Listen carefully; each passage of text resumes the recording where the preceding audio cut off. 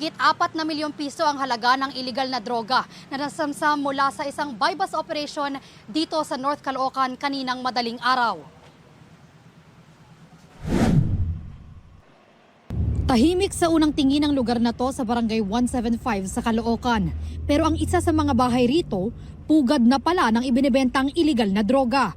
Hile-hilerang marijuana at kush ang nakaimbak sa bahay na to nang abutan ng pulisya sa ikinasanilang buy-bust operation. Arestado ang 27 anyos na lalaking ito at ang 21 anyos niyang kaibigan matapos sila mahulihan ng mahigit 30,000 gramo ng marijuana at 50 gramo ng kush.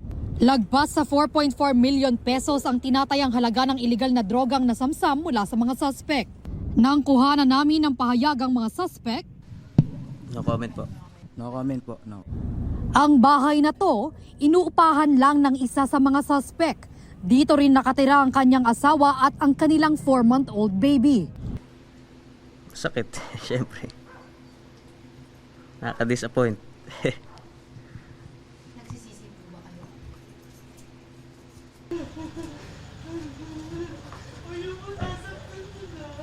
Ang misis ng suspect, emosyonal pang nag-abot ng jacket at nagpaalam sa kanya nang dadalhin na sila sa police station.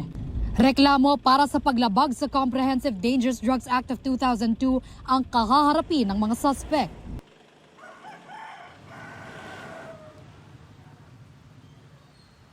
Ivan, ayon sa pulisya, online yung karaniwang nagiging transaksyon ng mga suspect sa kanilang mga pinagbebentahan umano ng iligal na droga. At yan ang unang balita mula rito sa North Caloocan. Bea Pinlac para sa GMA Integrated News. Kapuso, huwag magpapahuli sa latest news and updates. Mag-iuna ka sa balita at mag-subscribe sa YouTube channel ng GMA Integrated News.